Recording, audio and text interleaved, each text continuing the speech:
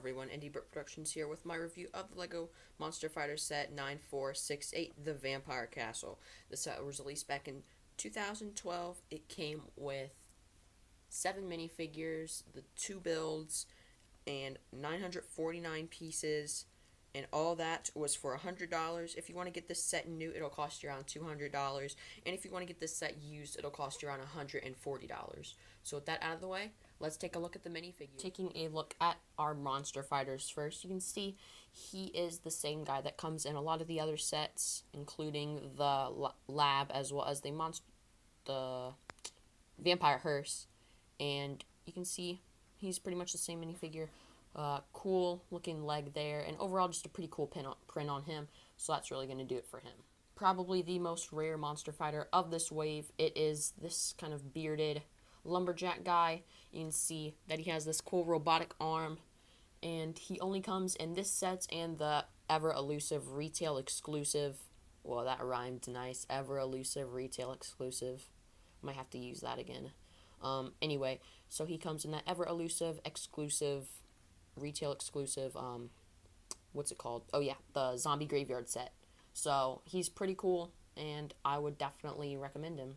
So let's take a look at the monsters of the set. Taking a look at the bat minifigure of the set. This is used, I want to say this is an original color for it. It's in the dark brown. You can see that he has some little hairs on his chest, as well as he is ripping that six-pack over there.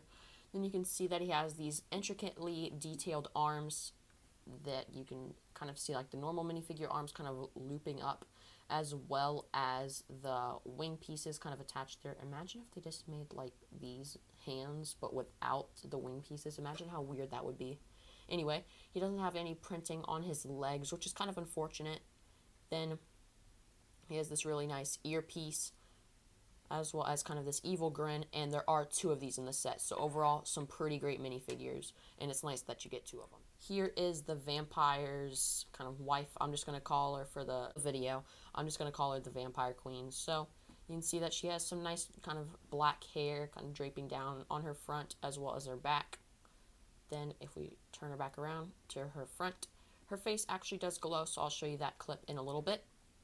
And you can see that it's kind of snarling. And if we pop her hair off, let's see if she has a dual face. She's not wanting to come off. Come on. Yep. Okay, so she kind of just has this normal.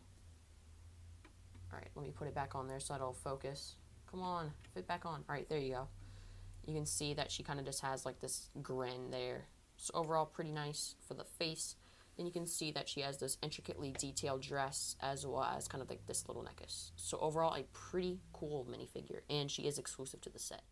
Here is the Vampire Queen. You can see her face right there. It's not wanting to focus, but you can see the overall outline of it.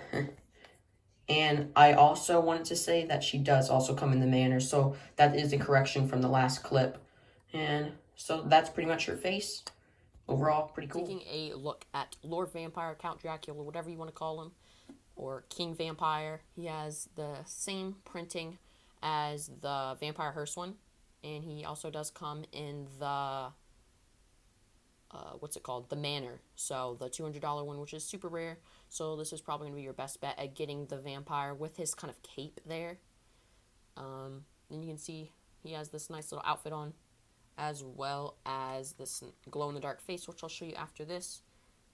And if we just kind of flip him around, you can see his little cape there, which is a single cape, so it doesn't come in 2 parts. So overall, a pretty cool minifigure in my opinion. Here is Lord Vampire's glow-in-the-dark face. You can see that it's super fuzzy because it's in the dark and it doesn't really have a good, or the phone doesn't really have a good lighting in the dark, so it's not really be able to pick it up, but you can see the overall outline of his face, so overall, pretty cool.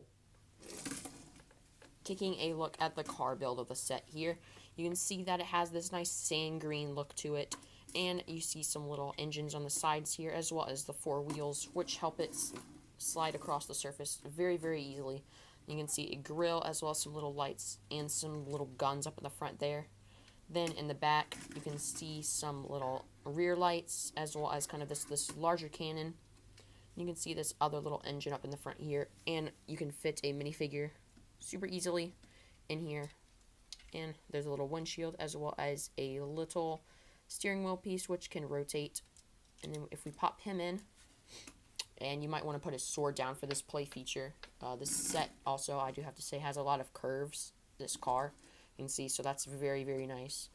What you can do is you can actually move up this cannon so that it's like that. And then if we just want to put our Vampire Queen, I know I'm using her a lot in this video, we can actually, let me see. Let me just actually take it off real quick just to show you how it works. If we just shoot it off, you can see that it kind of just falls out very wimply. Let me see. It's been stuffed in there for a while. Let's see if it'll work now. Alright. Yeah, there we go. Alright. So, if we just stuff it back in, just see, you kind of just push it in there, and we reattach it to the model. Then we can just take off our little guy, and then we can shoot it off. And it can kind of just fly off and almost capture. And see that it kind of just falls over them, and then you can kind of just capture them. This is also used for the bats, so if you have like the bats kind of flying in the air, you can just kind of put it back in there and be like, oh, reload. And then the bat could be like right here, and then you can shoot it out, and then it can capture it like so. So overall, a pretty nice play feature on that end. So let's take a look at the Monster Fighter Castle, or the main build of the set. Taking a look at the Vampire Castle here. So on this like main section right here, it kind of just has like this turret, this little gate piece, and then this larger turret, and then in the back you have this kind of wall segment as well as another large huge turret, which is the tallest one. So up in the front here we have a little bush as well as this little gate with a little spider there, and then a little bat for detail as well as two little spires. And that spider is actually on a flick fire missile, so you can actually just shoot him out there. And then you can see these little windows on each side as well as all this type of masonry bricks, as well as a little sticker right here to show like a little crack in the wall. Then the gates can open out. And I'll show you those spikes in a little bit whenever I take a look at the inside. But this turret right here, there's some more little sticker detailing on each side, as well as this kind of little post here. And what you can actually do, is you can actually put one of your bats down here, and you can just sit there nice and easily, hanging upside down like bats do. Then you'll see this little Technic feature right here with this rock, and if you actually press down on this, this whole rock piece will go flying. And you can allow a minifigure to escape the jail in there. So let's take a look at the interior of the build. If this whole segment swings open, and you actually get a little look at the jail here, you can see the bat right there. In here, there's a little door which can swing open, and you can actually see that little kind of handcuff piece. And if I just put the phone down real quick in the little holder, you'll be able to see if you grab your skeleton minifigure, and if you want to grab this chain out, you actually put one of the little handcuffs on him, like so. Put him in there, and what you can do is up here you can see that little lever, and what you can do is you can crank it to the left, and the little skeleton will get picked up. You can see right there. And then if you also look in there, there's the little opening right there. So that's pretty neat. Then at the top here you can see a little potion. And if we just pop that off, you can see a little frog in there, a mushroom, and a little kind of stirring stick. And then here is the front gate. You can actually see that there are some little spikes here which can actually push out. So if you do have a minifigure, let's just put our Vampire Queen, you can actually kind of have it poking and stabbing her. So that's very, very cool. Then this other turret right here, which is the other one in the front, you can see a little spike pit down at the bottom there. As well as if we follow up, you can see a little treasure chest. And if we pop that open, you can actually see some little gems inside. Very, very cool. Then if we go back down to the little second floor here, you can see a little map piece in there, as well as kind of like a little seating area, as well as a little knob right here. So if we actually take one of our vampires, I'll just put her, actually she won't be able to fit probably. Let's put one of our monster fighters in there. Just gonna have him sitting down reading the map. What you can do is you can actually pull the pin and have him fall into the spikes. So I find that really, really cool. Then you just push the pin back in, and you can see he kind of just fell into the spikes there, and now he would so be called dead. So that's a little bit of a morbid play feature there, but overall it's a pretty cool one. Then moving on to the bigger section of the Monster Fighter Castle right there, you can actually see down here we have a little staircase kind of leading up to this little balcony up there, as well as these fancy little red curtains. And if we pop this guy out, it is actually a coffin. So that's really, really cool. I love the detail on here. It's less scuffed than my other one, but you can just fit a vampire minifigure in there to have him sleep. Very, very cool. And then there's more sticker detailing all the way up the turret, and I'll show you the play feature of that a little bit later. The Moonstone play feature, that is.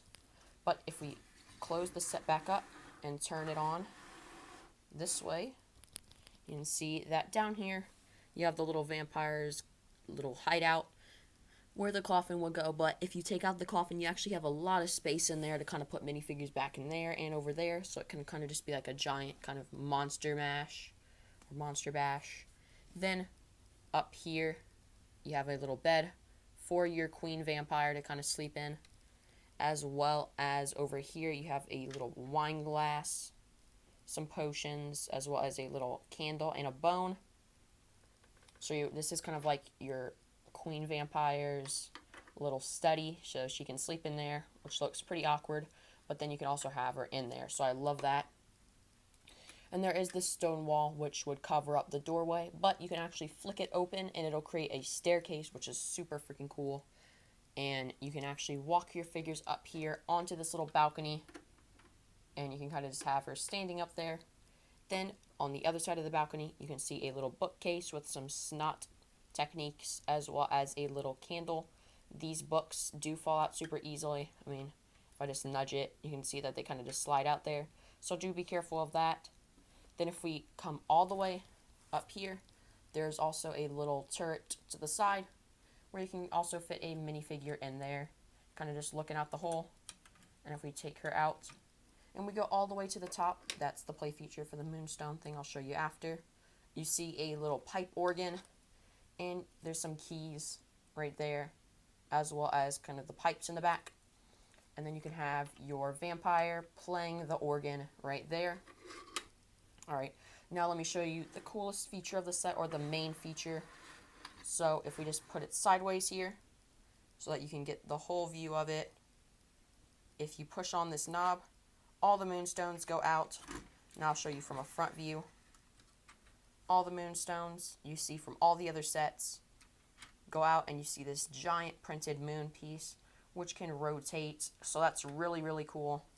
And I'll just give you a close-up of all the moonstones there put all together, so you can see the vampire one, the mummy, the wolf, the swamp creature, the lightning, and the ghost one. So overall, a pretty cool one. You do notice that there is a pink one missing, and that's just because that one was the retail exclusive, so they couldn't really fit this stone into here, which is acceptable because it adds a little bit of rarity. And then once you open the setup, it adds to a giant display here. And if we just move the coffin out of here, this little hinge connection, let me see if I can put the phone down. There we go. You can actually detach the buildings. It is a little bit stiff. Yep, right there. And you can actually have this whole section taken apart. So the tall. And then you can have the smaller, kind of less large but longer build right there. And then I forgot to show you the outside of this one. You can see some more stickers right there. And then another one of those little bat perches. So overall, a pretty cool Monster Fighter set. Probably the second best one other than the Manor. But I don't own the Manor, so this probably is my favorite Monster Fighter set just because of play experience from my past. Oh, you just heard the books fall in there. So, let's go on to my final thoughts.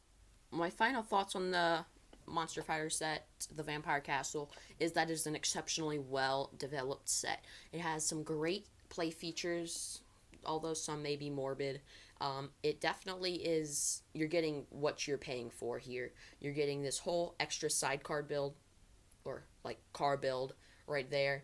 And you also get this ginormous castle, which would probably nowadays cost upwards to a $200 price value, knowing Lego, or to like $150. So that's a really great deal there. If you're going to be picking this set up new, $200, that's still not a bad deal either. I mean, I would totally buy it if you're looking to get this set. It's truly an amazing set. So I hope everyone has a happy Halloween. If you do go on to like the video, please like and subscribe. It would be greatly appreciated. We're almost at 50 subscribers, so that is just insane, guys. So we've really had a great month of October here. The channel has been growing really well. So that out of the way, Indie Brick Productions is out, and may the brick be with you. Happy Halloween.